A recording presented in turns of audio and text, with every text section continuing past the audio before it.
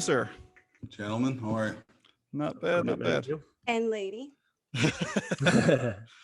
And the Kylie. Yeah, she jumps back in. I was bent over there. You couldn't see me. Like, oh shit, it's coming out. I'm here. Great. Yeah. All right, Theo, before we get started, man, well, first of all, thanks so much for popping on. But is there anything that you want to leave off the talk list? Is there anything you don't want to talk about? No, you're good to go on. This is a podcast. Exactly. It? Yeah, it is indeed. We get to talk about whatever we want, don't we? Whatever you want. That's why we leave it. We leave it up to the guest. And it's not PG-13, so you can say whatever you want. Yeah. We're not beeping anything out of this one. We are now in the locker room then. They are. Love it. Excellent. All right, that's good to hear. All right, guys, let's get the ball rolling, I guess. Without further ado, welcome to the Deke Snipe Selly podcast with your hosts, Kylie Murren, Chad Newman, and myself, Ryan Gates. We got a special guest this week, one of my favorite players as a child when I was growing up. He's won the Canada Cup gold, World Junior Hockey Championship gold medal, Olympic gold medal, 16 years in the NHL, 7-time All-Star, 1,000+ NHL points, 1,000 NHL games, Stanley Cup champion, Mr. Theo Fleury, ladies and gentlemen. Welcome to the show. Thanks. How are you guys doing today? Excellent. Great, man. Great. You guys must be really happy. I see all the Leafs memorabilia in the background. So. Yeah, if you couldn't guess, we're Leaf fans. About time. You guys ordering the rings yet? No, they're already on order. Mine is. Theo, I've been a fan for a long time of the Leafs, and I've learned not to get ahead of myself. Yeah, no. Cart don't go before the horse. Never about that. Well, no, I always said that when Matthews and Marner and Nylander and those guys learn how to play without the puck, then they'll have a chance to win. And it looks like they're buying into that now, and they're one of the elite teams in the league, and so I would say they have a great chance. Yeah, let's see how they do when they get out of the Canadian division. Yeah, exactly. I'm anxious for that. Yeah. It's I mean, you've been quoted as saying it many times. I mean, it's the hardest trophy to win in the NHL. I mean, you yourself could have probably won an additional in the sport, in sports. Sport world. I mean, say. You yourself could have probably won another 3 or 4 cups on the teams that you play on. It's just luck of the draw sometimes. A bounce this way, a bounce that way. Yeah. It derails the season. Right? Could be the hardest round to get out of is the first round, Yeah. We know. We know that. After we won the cup in '89, we still had great teams, and we finished, I think, in the top 5 in the league in 4 or 5 of those years after we won the cup. And what did we lose? We lost, I think, 4 or 5 consecutive first round series, and 4 of them went to double overtime or something stupid, so. Yeah, and that's the problem, if you're a favorite and you sort of let these lower teams gain momentum, it's hard to get that momentum back in a playoff series. And so we screwed up many times, unfortunately. So, and then I didn't, the closest I got to winning another one was when I went to Colorado, and we lost to Dallas in Game 7. And Dallas went on to beat Buffalo. So yeah, I remember that one. Yeah. We could have won that game. I would have had 2 Stanley Cups, but one's good. So one is good. Yeah, well, you'll take that. Yeah. Hey. Yeah, exactly. So many greats have played a full career and just sniffed around it well outside of it and just never got there. So never got it. No. We're trying to get a couple from the Leafs now. Well, that's what I think. The world are hungry for it. No doubt about it. I mean, these guys are taking league minimums. And after these huge careers, it happened after Merlo. I mean, Merlo got the payday, and then after that, they couldn't do it no more. And then these guys are coming in for nothing, and it's great. Well, in our era, guys played till they're 40. That's never going to happen again. Never going to happen again because of the salary cap. Because the game is so young. And you could get a rookie for $750,000 a year, and then as opposed to some old crusty old veteran that still trying to, you know, chase a cup. Act like a kid for a little while longer, you know. So yeah, it's really, I find it really interesting. Like back in your day when you went to play with the Rangers, I mean, cap wasn't a thing, it wasn't an issue. The team had money, so they could load up. Nowadays, it seems like this year in particular, it's been a great example of how it's kind of in a roundabout way cap circumvention, in that there's a cap in place, but now the talented teams, which i.e. were the money teams back in the day, have got the ability to say, we have this core group of excellent players. You come with us and make no money, virtually, and you've got a chance to win. So while it's not official circumvention, because they are getting paid their minimum salary, it's a way to get around the purpose of the salary cap to begin with. They didn't want people loading up teams, you know. Yeah. It's well, it's hard. It's hard to build a, you know, a team. No dynasties anymore. Yeah. You know, you last. You know, you have your window. If you don't win, then you got to blow it up and start over again. You know, so Calgary now is like 3 cups in 5 years. You know, you look at Calgary; they're right at the cap, you know, ceiling, and they're not a very good team. You know, no, they're in a rough spot. It's whatever's going on, and we have no idea what you know,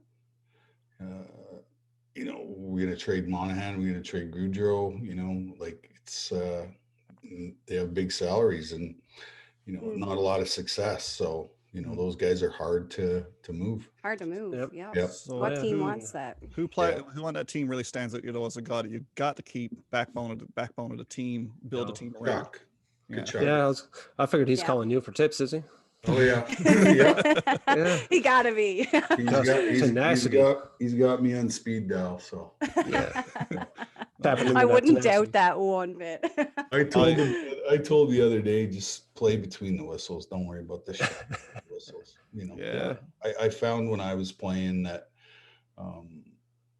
when I was fucking around after the whistle, it took away from, you know, what I was really good at and what I was best at, and I was scoring goals and making plays and doing all those things. And so I think when you get frustrated, you try to do too much because you care too much, and you know, that takes away a lot of your focus from, you know, what you actually do best. And, you know, Matthew's obviously a very talented guy, and 100%. You won't see him out fighting. Yeah, he's monotone. Right? They hear him talking, he's monotone all the time. Yeah, him and John Barnes. It's great. You know, I played with Claude Lemieux too in Colorado, and you know, he was useless in the regular season, and as soon as April came around, you know, just turned on a switch, and he was a different guy. You need those guys too. Yeah. I'm curious, Theo. I mean, you when you look at the teams that you played on and the players that you got to play with, I mean, even outside of the Salt Lake City and the World Juniors and some of the greats you got to play with and rub shoulders with there, I mean, the likes of the Dougie Gilmours, Lanny McDonald's, Joe Newman-Dykes, the Lindros, the Gary, I mean, Sakic, Forsberg. I mean, this is going to be a tough question, I would have think, to answer, but who really stands out to you when you look back at the guys who you played with that was like just heads and tails above everybody else as a teammate? Oh man. Well, Gretzky's right up there with. Well, that's you know, default. Yep. Lemieux, Yzerman, Sakic. For sure. All the ones, but not only were they great hockey players, but they were great human beings, and I think that's what made them so great, was how, you know, they treated every single person. They gave them time. There was no ego. There was lots of humility, and they just made everybody feel part of it. You know, from the trainers to, you know, the management, everybody got respect, and everybody, you know, so, and it was fun to hang around guys like that, you know, because I learned a lot about leadership and you know, what it takes, and you know, now that I don't play hockey anymore, but I certainly you know, I'm involved in a lot of charity stuff, and you know, I work for some companies and stuff, and so, you know, I've been able to take their example and sort of transfer that into post career, and you know, that it's so cool to be able to you know, play with these guys. But I was also a big fan too. You know, I was a fanboy too. You know, I remember walking into the 2002 Olympic dressing room and going, "What the fuck am I doing here?" You know? Gretzky put you there. Yeah, and you know, I looked first of all for my jersey, and you know, sitting to the left of me was Mario, and sitting to the right of me was Joe Sakic, and then, you know, you look around the dressing room, and it's just unbelievable. Like, it's like walking into a Hockey Hall of Fame dressing room, literally in real time, you know, in real time. And so yeah, all those experiences were incredible. And you know, when I was a kid growing up, I wanted to play in the NHL and just kind of be a solid NHL player. And what happened was I just kept getting better every year, you know, working on my game. And you know, that's what I always tell kids all the time is, you know, I'll get emails, or, you know, I'll be at a rink or something, and some crazy parent will come up to me and say, you know, my kid's not getting enough ice time. And I go, well, here's the deal. If you want more ice time, then you have to become an all-round player, right? And so I quickly realized that early on in my career that, you know, if I was just a goal scorer, you know, I wasn't going to play 25 minutes a night, right? And I had to learn how to take face-offs and kill penalties and play in the last minute and play in the last minute of the game holding a lead or whatever all that was. And as I got better at all aspects of the game, there was a certain trust that was built between me and the coach. And so, you know, when there's, you know, 2 minutes left in the game and he's looking down the bench, you know, you want him to have your number and your name top of mind, you know. And so if you want more ice time, you know, because there's more to the game than just, you know, scoring goals and exactly. You know, playing on the power play. You know, there's a bigger aspect to the game, and so the more you get better at all these skills and you know, team play, you know, the more the coach is going to put you on the ice. Absolutely. One of my favorite players all time who is playing currently would be Patrice Bergeron there in Boston. Yeah. I mean, just an exemplary human. I mean, I hate the Bruins. I hate them with every ounce of my being. But I love Patrice Bergeron. I just do. I mean, he kills penalties, plays on the power play. You know, they don't make hockey players like that anymore. No, unfortunately, not very many. And different day. You know, what do they used to say?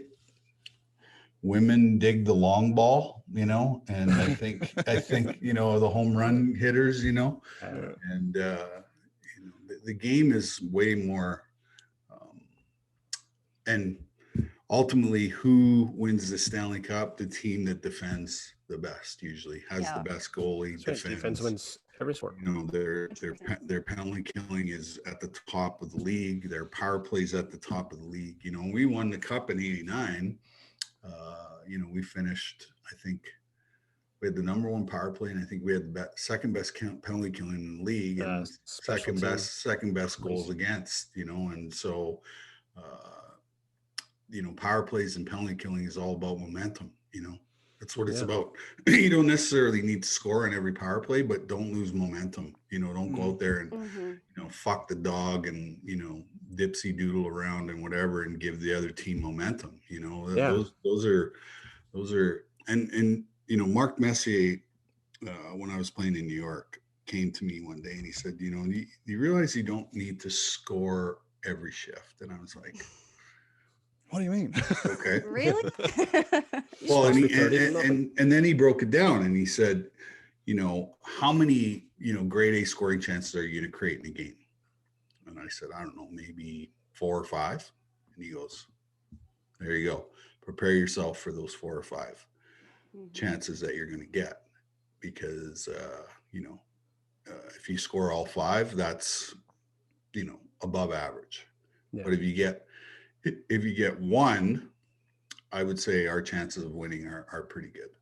right? Because we're going to defend and play that way. So, you know, it was great to hang around those guys to get a different perspective because, you know, towards the end of my time in Calgary, you know, we weren't a very talented team. We were really young and we were rebuilding and all that. And so, you know, the only chance we had to win was keep the game close. And you know, I'll whip one in at the end, and hopefully, you know, we win 1-0 or 2-1 or 3-2. Yeah. And so, you know, as you get older, you sort of, you know, become smarter and you know, become a little bit more analytical and you know, you sort of break down the game into small segments and you know, those guys that I mentioned, Gretzky, Lemieux, Sakic, all those guys, they knew that and they realized that they didn't have to, you know, score every shift, that there was, you know, different parts of the game that needed different parts of their skills. And so, you know,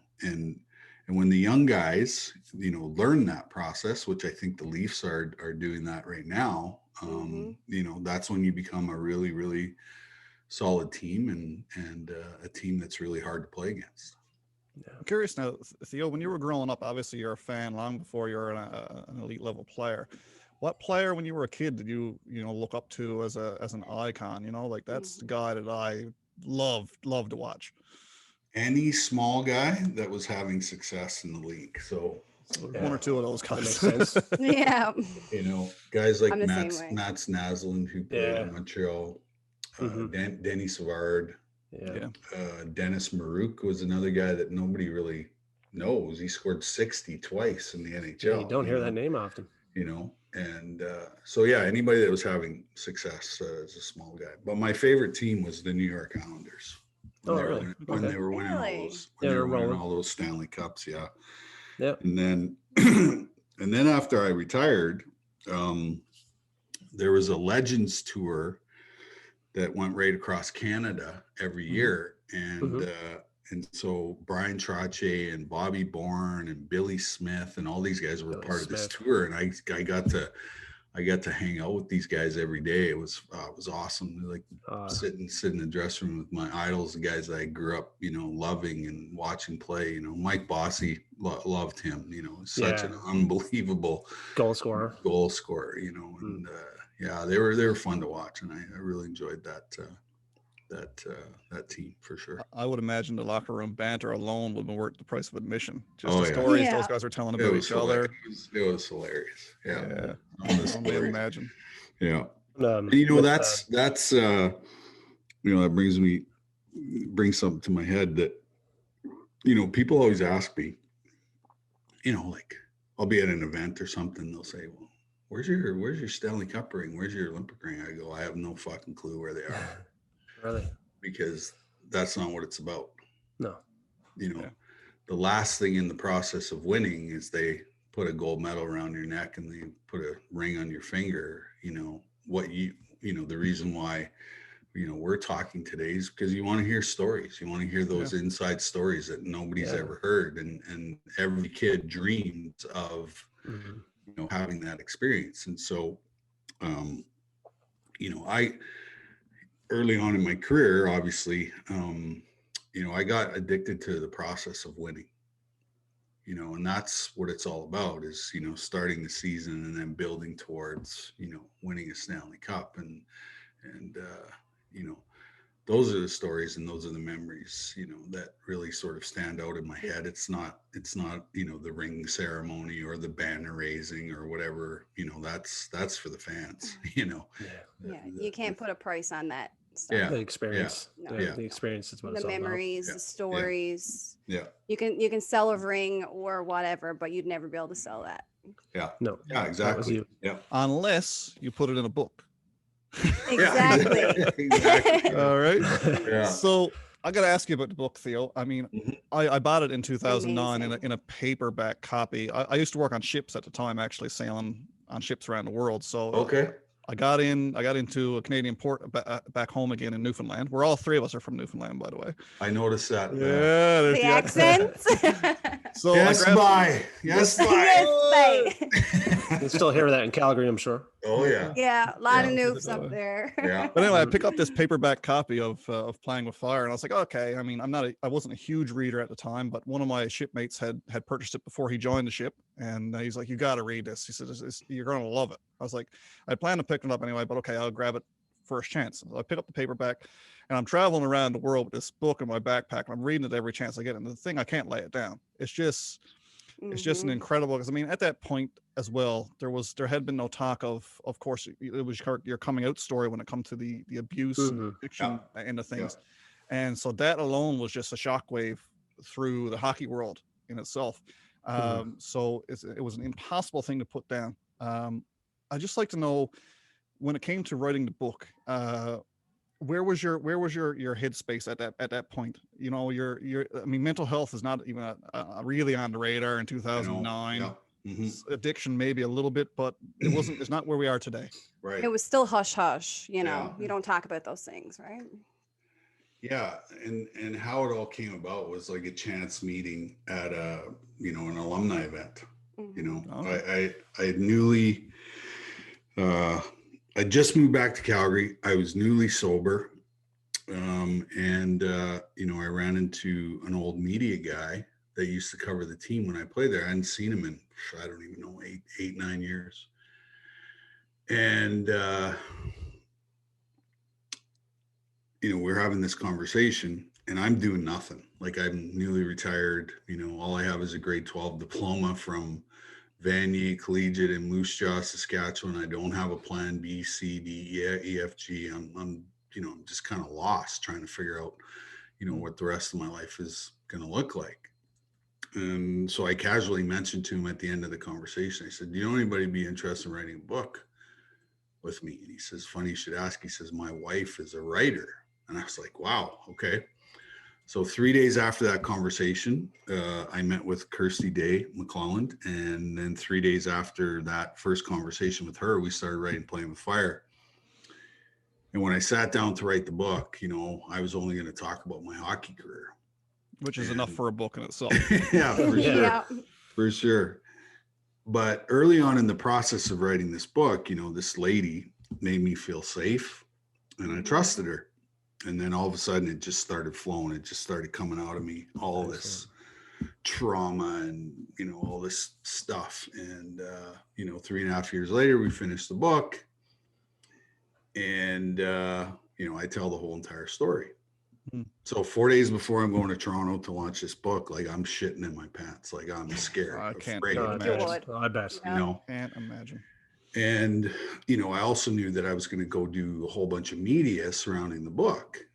And I knew that the media is, the only thing the media would be interested in would be to re-victimize me at every opportunity, right? Yeah. So because I'm a very smart and bright guy, I spent 4 days on my computer researching every single thing I could find on the subject of child sexual abuse. Because I wanted to get a story of hope and healing and recovery, out to the masses.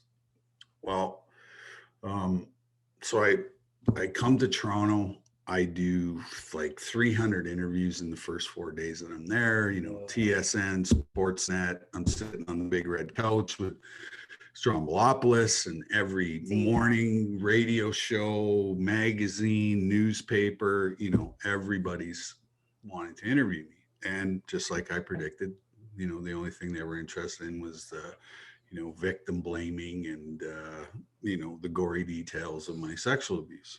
But because I'd been, in the media for 30 years being interviewed all the time, I knew that I never had, I didn't have to answer the reporters' questions directly. Right. And so I had my own agenda in all these interviews. And so I had stats to back it up. I had, I belonged to a men's sexual recovery group in California. So, I was able to, accomplish what I wanted to accomplish. And that was to get this message out there of, hope, because I didn't want to become the poster boy for sexual abuse, No,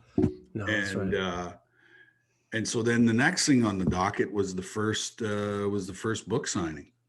And, my expectations for the book were really low. I thought I'd show up, sign 10 books, go to the next town, sign 10 books, so on and so forth. So the first book signing was at the biggest Indigo chapter store in all of Canada, downtown Toronto on Yonge Street. I walk through the front doors and there's 400 people standing in line with my book. And I'm like, what the fuck is going on here? I didn't expect this. And so I sit down at the table and I start signing books, and out of the corner of my eye, I spot this guy in line, and he's got my book clutched against his chest. His face is buried in the floor, and he's walking really slow. And I'm like, I wonder what's up with this dude. So I follow him all the way in the line. He gets to the front line, puts the book on the table, looks me in the eye, and he says, "Me too. Me too." Oh my gosh.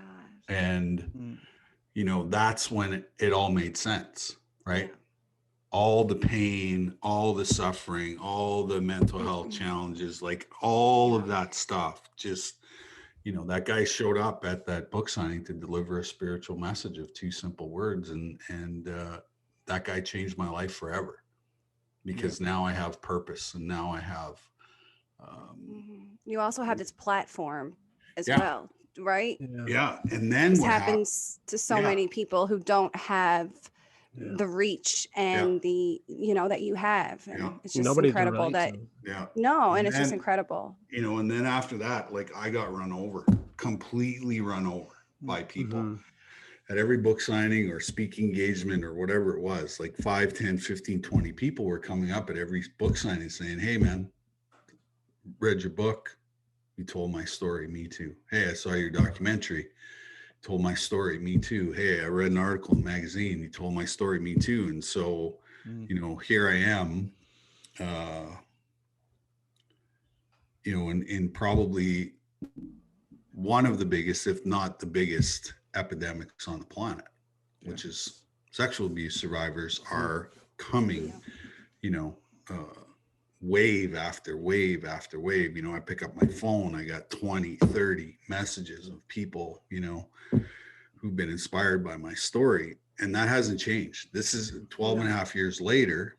It hasn't changed. And I would say, you know, during this COVID pandemic, you know, the real pandemic on the planet is opioid overdoses and opioid deaths and suicides. Like, that's the real pandemic. And I would say in the last 3 weeks, I have not seen as many requests as I've seen from moms, dad, grandpas, aunts, uncles who are reaching out saying, "My kid is suicidal. I don't know what to do." And it's been definitely challenging. It's probably been the most challenging year I've had, not only with my own mental health, but dealing with you know, the after effects of what COVID has really caused here. So no one talks about that part of the pandemic. No. All the abuse, excuse me, those who are still suffering from abuse, who are essentially trapped in their homes with their abusers. And talking about the opioid crisis is here in Newfoundland, as opposed to, I guess, everywhere in Canada and the world, but here in Newfoundland especially, it's a really big problem. And just having you touch on that actually just brings it to light, at least for our listeners, to know that it's, you know, you're not alone. There's so many people out there who are going through the same things as you. Well, and what I discovered was that, you know, and I did become the poster boy for sexual abuse, unfortunately. But what happened was, I was like, I got to get away from this phrase somehow, right? I got to change sexual abuse to something else. And so I started using the word trauma, right? I like trauma. That. And the groups, everything. And when I switched to trauma, then I brought the whole entire community into the conversation, right? Because there's all different kinds of abuse. There's sexual, there's emotional, there's physical, there's spiritual, you know, abuse. And so what happens is, you know, we're traumatized as young people, which then leaves us in emotional pain and suffering. And you can't see it. Can't see emotional pain, right? No. And what is emotional pain and suffering? It's mental illness. Yeah. That's what it is. And so how do we deal with this emotional pain? Well, we tend to gravitate towards the dark side of life and get involved in addictions, right? Yeah. Alcohol, drugs, food, sex, gambling, workaholism, whatever it may be. Yeah. Whatever it is. And, to be able to connect those three things, because they're not separate, right?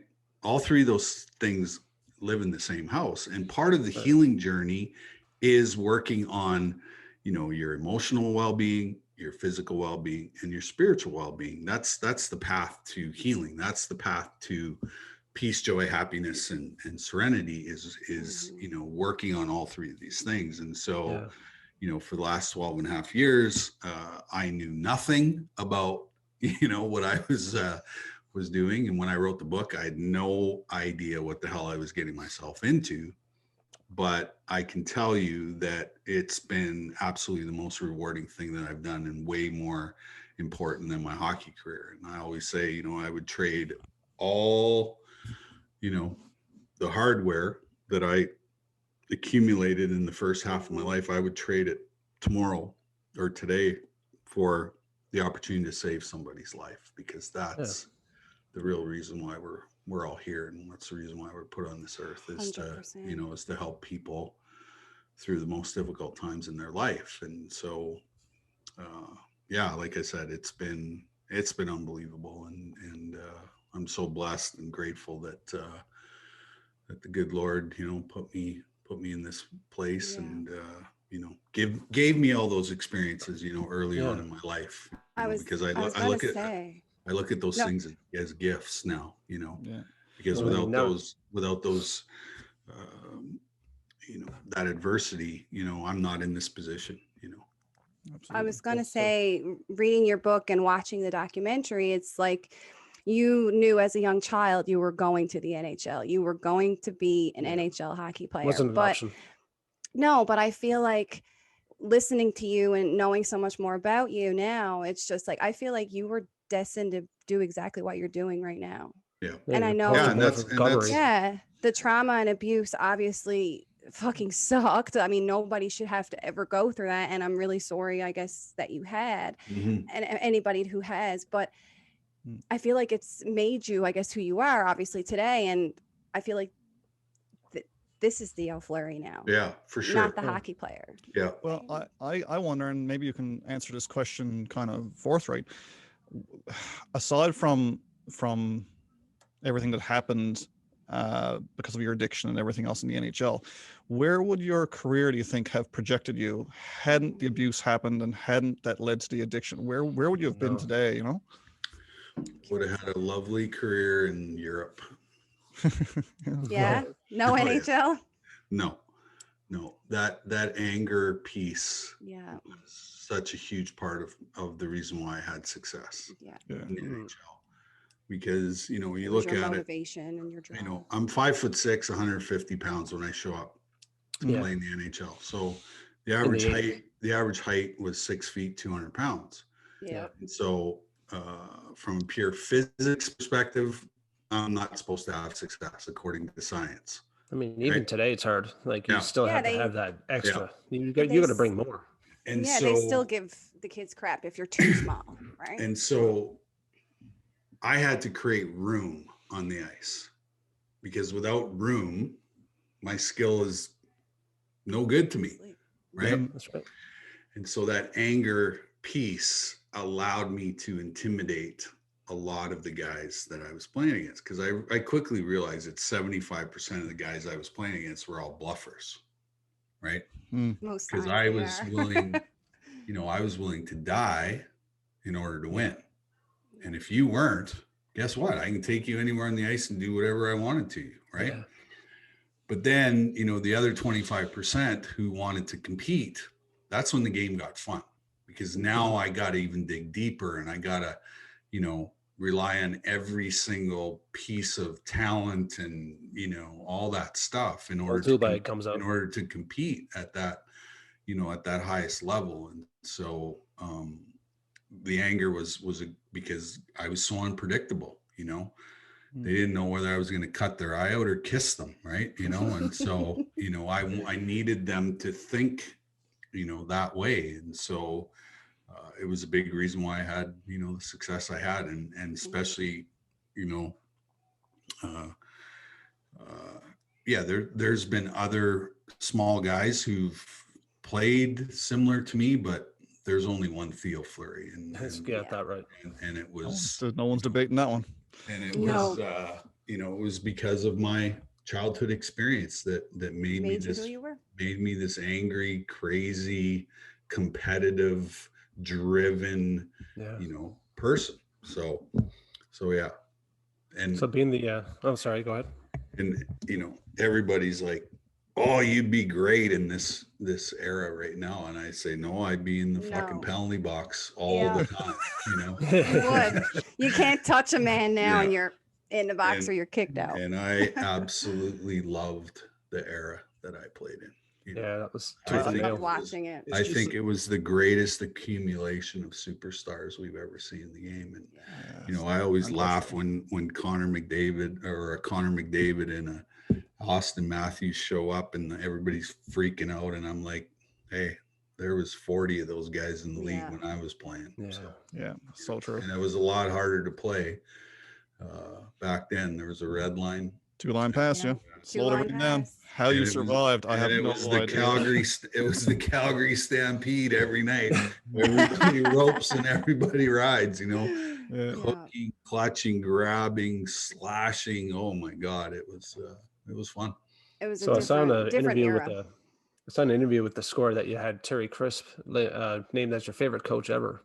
I remember watching the Rock'em Sock'em videos as a kid, and I was terrified of that guy. Like, he only showed the clips of him screaming. I was like, this guy is a lunatic. And then I saw that was your favorite coach. And then I started reading about him. I was like, no, he actually seemed like a cool guy, like a funny guy. Yeah, I would say that, you know, a lot of the veteran guys in our team maybe had a difficult time with him. But for me, you know, I'm a pretty loyal guy. And Crispy was very loyal to me at the beginning of my career. And, you know, I fucked up lots, you know, learning how to, you know, because, you know, I had 472 points in junior. You know, I went to the minors. I was averaging 2 points a game in the minors, and I come to Calgary and I'm a 4th line centerman on the Stanley Cup winning team. And my job was not to score goals. They didn't care if I fucking scored a goal or not. You know, check. My role was a spark plug, draw penalties, change the momentum. Shit disturber. Yeah, change the momentum of games. And you know, if we did score a goal here and there, you know, that was a bonus. But what happened was the first game of the first series, Gary Suter broke his jaw. Mel Bridgman hit him with an elbow and broke his jaw. And so I played the point on the power play for the rest of the playoffs with Al McInnes. And so that's where I basically got most of my ice time was, you know, playing on the power play. And so for Crispy to put a rookie on the power play, on the point on the power play, you know, was pretty big for me. And so, you know, and he gave me a chance when you know, and then this is a funny story too. So 421 guys were selected before me in the draft. Okay. 421, because the first year of eligibility, I wasn't drafted. And then the second year of eligibility, I didn't get picked until the 8th round, 166th overall. I remember reading that in your book. And so I always tell kids, I go, it's not the number that you get picked, it's where you finish. Right. And right now I sit 61st all time in NHL scoring history. Insane. And you know, and so that's ultimately, you know, you're whatever you get picked, that's just a chance. That's an opportunity. What you do with the rest of that is up to you. And I just wanted a chance. I wanted to come to a training camp and show, you know, what I could do. And when I was drafted, the assistant general manager, Al McNeil, who's a Cape Bretoner, really good guy, had this beautiful Mont Blanc pen and he fucking threw it across the table and said, "We drafted another fucking jockey." That's what he said. No way. Okay. Yikes. So when I came to my first training camp, there was nobody in the organization, with the exception of the scout that pushed for me to get drafted, that believed that I could play in the NHL. And so I knew that my first training camp had to be like lights out. And so what happened was, during that training camp, I took a whole bunch of non-believers and I turned them all into believers, because by the time I went back, they sent me back to junior that year, every single person in the organization believed that someday that I could play in the NHL. And that's exactly what I wanted to accomplish. And then, awesome. That's all and then I got picked, after the brawl year, we went back to Moscow, and I was a captain of Canada's national junior team. We beat the Russians right in Moscow, actually that next year in the same rink that Paul Henderson scored the goal in 1972. Unreal. Wow. Russians had a line of McGillney, Fedorov, and Bure was their number one line. Wow.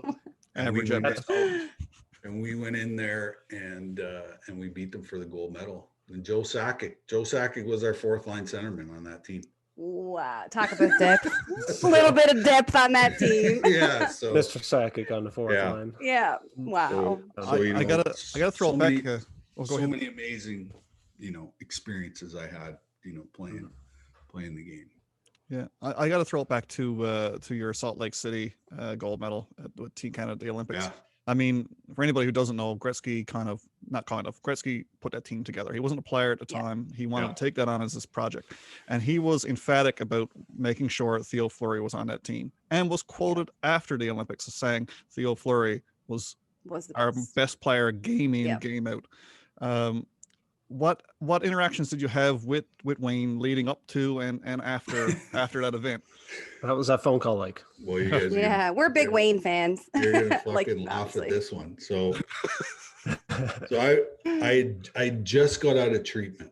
Okay, I was in treatment, and I was living in Santa Fe, New Mexico, of all places, and so I was just getting ready to go to the golf course. And my phone rang at my house, and I picked it up and I said, "Hello." And he goes, "Hey, Theo, this is Wayne." And I'm like, "Wayne who?" Right. He goes, "It's Gretz." I was like, "Okay." He said, "I just wanted to call and invite you to the summer camp in Calgary." And I was like, "Are you fucking serious?" He's like, "Yeah, we want you to come." And he said, "I think you're going to be a big part of the team in Salt Lake." And I was just like, wow, because I was in a really bad place at that time, and I was, I'd go to treatment, relapse, go to treatment, relapse, go to treatment, relapse. So I was kind of in that space, and for Wayne to call me and basically say to me, "I'm sticking my neck out here." He didn't actually say that, but I knew he was, because, the whole entire NHL wasn't, they weren't Theo Fleury fans at that point. And so when somebody like that calls and puts that amount of belief in you, you don't want to let them down. And I would say I was in the best shape of my life in my whole entire career at that time. I went to the summer camp, I had a great camp. And then that year I played with Eric Lindros and Mike York in New York. And for the first half of the season, like, we fucking lit it up. Like, it was, it was unbelievable. Domination. And they called this the fly line. Can you imagine a fly line with Eric Lindros on it? Like, it doesn't make sense. And Wayne always tells a story. So I think one of the first days that they really started talking about the selection of the team, apparently Wayne said that he walked into the room and basically said, I only want one pick, And this guy is the guy that I absolutely hated to play against the most, which is the greatest compliment you can be paid as an athlete, is I fucking hated playing against you. And he said, I want Theo Fleury on the team. And you know, the rest is basically history. And, you know, what was interesting was every time that I got an opportunity to play for Team Canada, and I played for Canada 10 times in my career. I knew that it was probably the best opportunity to win, you know, that to have that winning opportunity. And, you know, I prided myself on the bigger the game, the better I played. And so, you know, the Olympics was basically it for me. You know, that was, I should have retired the day after we won the Olympics. Oh yeah. You know, because I'd accomplished everything that I wanted to accomplish in the game. And, you know, obviously my mental illness at that time was, you know, it was scary. You know, it was really scary. You know, I was having panic attacks in the dressing room, tying my skates. You know, when I wasn't at the rink, I couldn't get out of bed. I was depressed. And so nobody was really talking about mental illness back then. No, it was hush hush. And so, you know, I went to the team doctor. You know, I went on the big pharma merry-go-round for about, you know, 4 or 5 years. And it was fucking crazy. And, you know, 16 years ago, I had a fully loaded pistol in my mouth, ready to pull the trigger, not because I wanted to die, but because I was exhausted from, you know, living in emotional pain and suffering. And, you know, that was the part in the book that hooked me, and I'm glad it was at the beginning of the book too. Yeah, So that's why we put it in the beginning. Like, so, good Lord. I think like just real fast. Just after reading the first chapter, I text Ryan. I'm like, yeah, I'm hooked. That was it. Done. So, it was really good. If you look at the back of the book, there's a review from the Globe and Mail, and it's one sentence: "We can't believe this guy survived his own life." And you know, literally though, that was my thought. I don't know. That sounds like a rock star life, not an athlete life. Well, that's what I'm wondering. When is the Hollywood film coming out? I mean, it's that good, you know. 100%. If they can make a film about David Ayers, we are this close. Yeah, really, we're this close. I've been saying it for years. I'm like, I've watched so many shitty films. Well, not how you say shitty, great films about shittier stories. Yeah. Like, when is this coming out? Because it's too good. The guy who should have never made it to begin with. And then all these things. It's just and this is an unbelievable story about how this all came about. So I show up at Mario Lemieux's fantasy camp one year. Okay. And so I'm sitting in the dressing room, I'm sitting beside this young kid. And he says, "Hi, my name's Michael Young, and I just want you to know," and I have one NHL record, okay? I scored 3 shorthanded goals in one game in St. Louis in 1991. That's cool. I didn't know that. Yeah. So I knew everything. so this kid sitting beside me, he says, "I just want you to know that when I was 9 years old, I was at that game when you scored 3 shorthanded goals." And so I said to him, I said, "What do you do for a living?" He goes, "I build the Madden football game for EA Sports." I was like, "Wow, crazy. That's cool." Right. So we become friends and exchange numbers and, you know, get the odd random text. So 2 years later, I'm at home one night and I get this random text from saying, "Hey, I've been listening to your music and I really, really love your music," because I'm a singer and a songwriter. Yeah, absolutely. Mm-hmm. And he said, "Would you write a song for the Madden football game?" And I was like, yeah. So we write the song for the 2018 Madden football game. Has one of my songs on. It's called Long Shot. Cool. And so we do that. We do this project, and then he texts me back and he says, "Can I write a movie script for, you know, your life story?" I said, "Yeah, go for it." And so basically for the last, I think 4 or 5 years, I've been traveling back and forth to LA, meeting different producers and all this stuff. And so we finally, like we're this close to signing the deal and making the movie. So I can't imagine who plays Theo Fleury in a movie about Theo Fleury. I don't even know. The guy in the documentary actually looked a lot like you. You should get him. Yeah. The guy in that done the play or whatever. I know that Zac Efron's read the script. I know that. Oh wow! No way. Nick Jonas has read the script. Love Nick Jonas. So yeah, this is going to be like a big, I guess you need someone who can skate and play hockey too, though. Yeah, I'm gonna actually do all the on ice stuff. No way. Yeah, because I mean, try to teach somebody to play like him on film. Yeah, right. 100%. Don't happen. So yeah, hopefully, that's awesome. It'll come to fruition. So. Good Lord, I hope so. I've been talking about it for too long. Yeah. The documentary, like I said, was interesting enough. I had it on here just last night, and my boyfriend was on his way out the door, and he was just stood there with his coat on watching. I'm like, are you gonna? I can pause it, I can just pause it till you get back. But yeah, it was really, really good. Yeah, it was interesting to go back to all those places,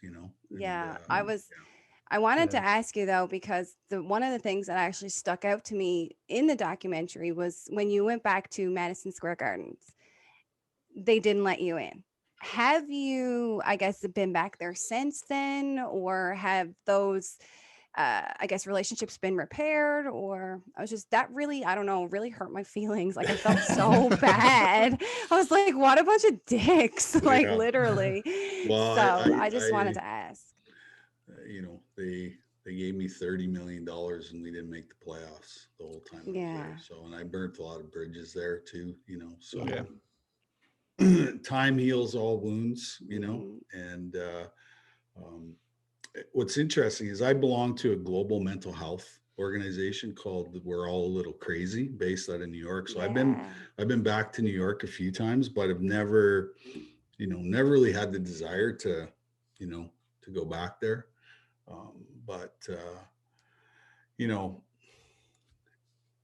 shit happens, and I have to take responsibility for my part in it as well. And so that's why I've tried to continue down this path and down this road to try and help as many people get to where they want to go. And so hopefully I call it a living amends.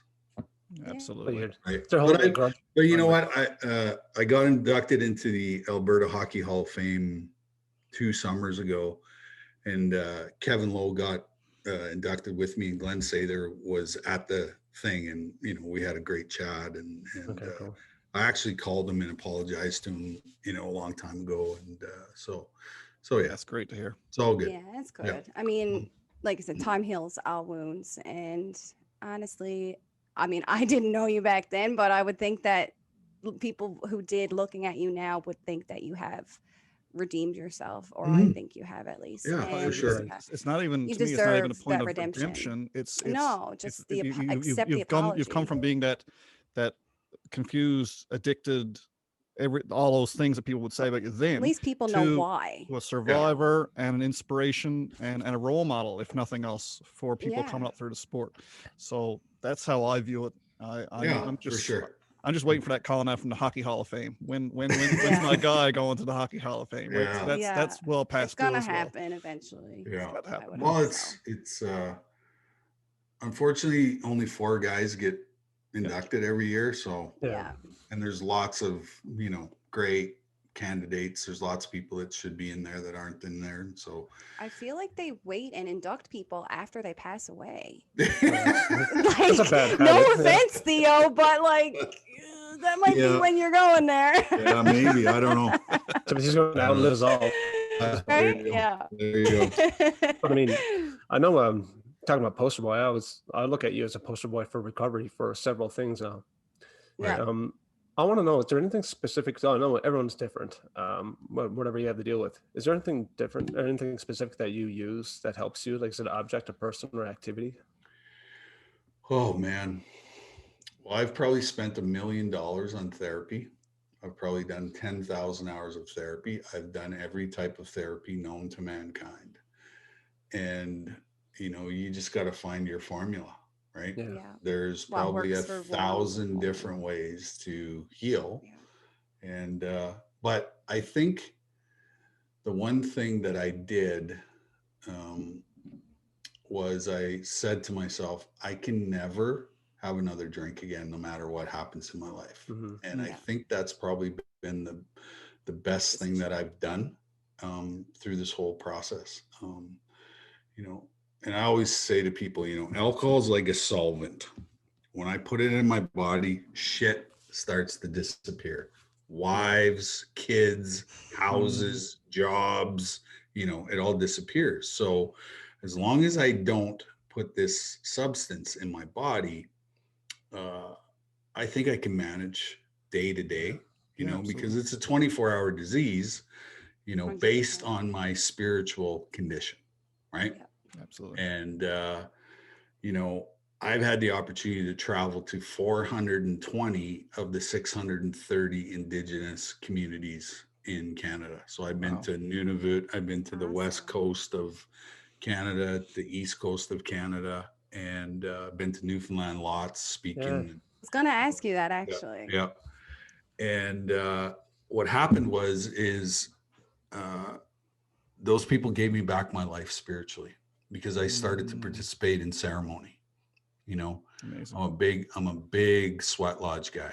You know, there's a medicine. I always wanted to go. There's a medicine man that lives 2 hours south of me, and me and my wife, and we drag a whole bunch of people with us to have the experience, and try to get there at least once a month. And you know, that has been probably one of the biggest reasons why I've been able to have the success that I've had away from the rink, is the spirituality piece.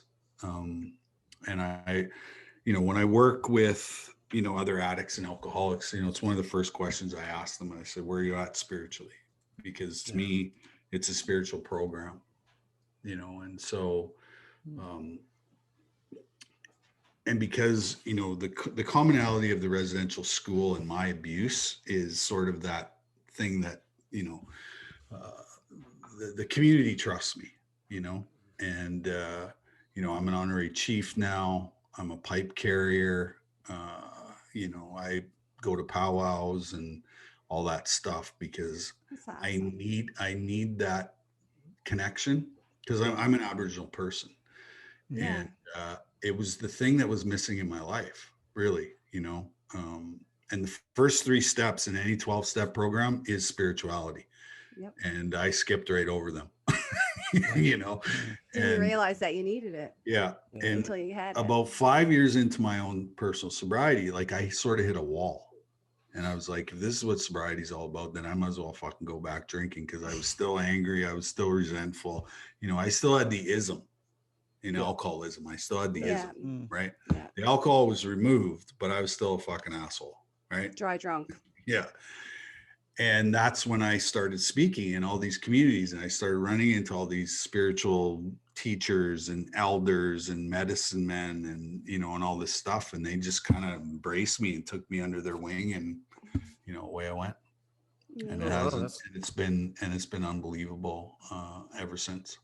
Because that whole sweat lodge thing that you talked about, that's you know, those type of things I've been looking at myself, because I mean, there's always ways that we all got ways to improve. And I've been looking at your you mentioned the iRelate app. That's a great. I joined up on that. Yeah, I joined up on that yesterday, and I got my buddy joining up right now. Actually, I was talking to him today. He's having a hard time. I said, well, dude. Yeah, I'm talking to Theo Fleury today, as he knows. I said, check it out. And I'm waiting to talk to him now this evening, see how he does it. I just started working for a company called Mms Mobile Wellness. We're a virtual reality medical company. And we have an app on the App Store called Mms Mobile Wellness. And so it is sound therapy. And basically we have 100 different tracks, and they're like 10 minutes long. And it's actually like the next level of meditation. Ooh. And what it does is it actually recalibrates your brain waves. So, you know, I live in the sort of high anxiety space. Mm-hmm. And so I feel you. What it does is these tracks bring your brain waves back down to a level, calm state, right? And like I said, I've done 100, millions of hours of therapy. And what I realized was when I was traumatized as a kid, it really fucked up my nervous system. And my nervous system has never been the same. And, I've had lots of concussions and lots of, head trauma as well. And so what the app has done and it's started to do is it actually has started to recalibrate my nervous system.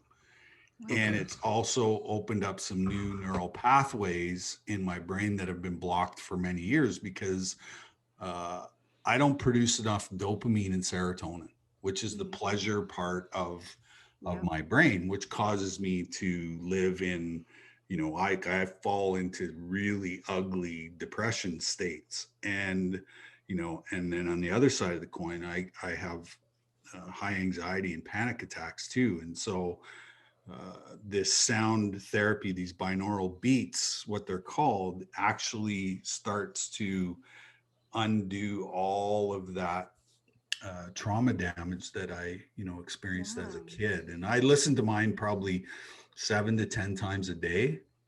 And, you don't, the great thing about it is you can be walking, you can be vacuuming your floors. You just put a set of headphones on, listen to the tracks. They're 10 minutes long and the app does all the work for you. I just wrote it down so I can download it. Yeah. Mms Mobile Wellness in case anybody missed that. Yeah. At this point, we'll link that in the description as well. That's too good not to. Yeah, definitely. Well, guys, we're into overtime here when it comes to I was gonna say Theo. Keep you here all day. If there's anybody I want in overtime, it's Theo Fleury. He's an overtime expert. Yes. We're a Deke Snipes Celly show. I mean, we talk about celebrations and goals and things, and there's nothing more to stand than the overtime. Yeah, for sure. The game 6. But no, we're so happy you were able to join us today, Theo. It's been something I'll never forget. Pleasure. Actually. In closing, just on our end, the three of us, we've all had our own little issues and our own little demons and everything. Everyone in the world does, and it's not talked about near enough. So you were a key guest that we strived to, for one, get good enough to have you on our show. We wanted to make sure we weren't going to be bummed. Yeah, we're still new at this. Yeah, we're still pretty new, but we're getting a lot of great feedback, which I'm like, okay, of course. Cool. So we'll keep it going until the negative feedback gets to the point where we got to shut her down. Of course. But no, I mean, I was a fan of you as a kid. I mean, and when I look back at the players who I was a fan of as a kid, there's not a lot that really stand out to me anymore because I've become a fan of you as an adult. And so your work in mental health and recovery that I've followed as an adult myself has really put you over and above the Hockey Hall of Fame worthy career that you put together. 100%. Coupled with a personal Hall of Fame career after the fact is what really sets you apart from everybody else. So 100%. More than anything, thanks so much for taking the time to pop onto a nobody podcast with 3 newfies who are sitting in a snowstorm here. Well, you know what? Some of the best times I've ever had in my life have happened in the Maritimes. So I absolutely love the Maritimes, and it's one of my favorite places. I get to travel, and I played for the Belfast Giants. Was my last professional hockey season, and you guys remind me a lot of the people of Belfast. I can walk into any bar without a hotel reservation, and by the end of the night I'm going to be at somebody's house with a warm blanket and a couch and a bed, and full belly. That's Newfoundlanders for you. Full belly. East Coast. It's an amazing place. One of my favorite golf courses that I've ever played in my life is Cabot Cliffs. If there's a golf course in heaven, that's it. I haven't been there, but my friends have. It was one of the most spectacular days I've ever had on a golf course, and that's what I use as a tool is golf. I played 140 rounds of golf last year in Calgary. Because you got the weather for it. Because for me it was like meditation, therapeutic, and I spend 10 hours a day at the golf course practicing and playing and, you know, just being outside and enjoying, you know, my two boys play, and my dad's 81 years old and he joins us 3 or 4 times a week. And so we have this amazing foursome, and yeah, it's pretty same awesome. thing. I have the same thing as me, my brother and my dad and my uncle. Yeah, my dad and my brother always go with my uncle. And there's some unbelievable golf in the Maritimes, like unbelievable golf. 140 is more of my score than how many rounds I've played. Yeah, good fun, right? Yeah, awesome, cool. All right, won't keep any longer, man. Thanks so much. Thank you very much. Thank you guys. I really enjoyed it. Yeah, great. Well, hopefully we can have you on again in the future. Yeah, absolutely, anytime. Get rid of this COVID and come back. Yeah, it's all good. All right, thanks so much, man. Okay, guys, thanks so much, take care. Theo. Thanks. Have a good day. You too. Bye. Bye. So there you have it, guys. Guys, I think that was deadly. That was awesome. I felt like that's what I wanted. Him telling the stories. Half hour, I was just listening, and you guys. Nobody was speaking. And I was like, "We're still recording here, guys. This is still our podcast. We're still up." Oh, okay. I didn't know you still want to record. I got my vape out here. What are we doing? I was about to text my wife and say, "Hey, you can let the kids roam free again for." I was about to say, bring the dogs back. Let's save the drugs and alcohol until I stop recording. Okay. Okay. Better stop. Click that button. Click that button. Click. No, I mean we got to do our thing. We got to HTT. do our exit. You know, obviously, if you like what you heard, and if you listened, you didn't like what you heard, then you obviously had it on mute or something, because I can't imagine a better guest for a podcast than Theo Fleury. We were really lucky to hook him. So if you like what you heard, we got more guests coming. We got a list of guests there that's like, oh, just people going to take out of it what I got out of it. Like, just even leading up to today, the way I connected with, I mean, I didn't have the same experiences as him, but there's a lot of stuff we're all dealing with, and I see how he's just connecting with everybody, not just people that had the same experience as him. I'm like, and I know all kinds of people who can benefit from this, so I've got everything written down, ready to go. I do want to throw out there too, for anybody that does watch our podcast or listens to us, if you have not read that book, get it. If you don't have time to read, I, like myself, I'm not a big reader. I just been picking at it like every night before bed. If you don't have time and you're just interested, watch that documentary. It's on YouTube. We'll link it in the description there as well. Yeah, we'll link it down below. It's kind of like the Cole's Notes version of the book. So it doesn't do the book justice. The book is phenomenal. Not to be cliched, the book is better, but if you want more information on Theo and his life and the abuse story, it's a little cringeworthy, but the documentary is an HBO, so you know it's no holds barred. Yeah, it's not all pro Theo Fleury either. I mean, they hit the hard points, and it's rough, but it's so good. It's so good. So we'll link that in the description. Give that a like. What I really want, and a lot of you guys, I got people who are sending me messages every other day saying, "Are you doing a podcast here? Are you doing a podcast there?" Who've made comments with some of our other guests. In person to me. I really want to see some comments in the down below on our YouTube channel. Throw in a comment if you can, or on the Facebook link. We want to hear from you guys as to how you think the podcast went. What was your favorite point, and the flow was amazing. I mean, we got into the hockey, we got into the abuse and mental health, we got back to the hockey, we got to the abuse and mental health, covered all aspects, and I'm so glad he was able to get there. So if you liked it, click subscribe. Make sure you share the link for us. That's where we get that's where we're pulling in. As long as we can give get us a views, thumbs up on YouTube. Newfoundland's first video hockey podcast. You gotta love that part. Yeah, I think so. I'm gonna say it. I don't know if there's others. I'm sorry, but if there's we others, don't know about you. Yeah, you're not as good as us. I'm kidding. First with Chad, Ryan, and Connie. I'm kidding. No, like I said, and if subscribe, share. If anybody ever would want to, maybe be a guest or hop on and talk hockey, that's always something you can ask. Yep. We're pretty good here. We interview Joes and we interview average Joes. Exactly. So, we're planning on incorporating that into the podcast. Anybody who wants to chat hockey with us, Leafs hockey, NHL hockey, women's hockey. We've got some great content coming. Local minor hockey. I don't care. Just let us know. Yeah. Just hockey. Loves it. We can't get enough. Or even if you just want to talk. We're here for that too. We're here for you. All right, guys, I think we'll knock it on the head there. Thanks so much for listening. And I guess nothing to say but peace out. See you next time.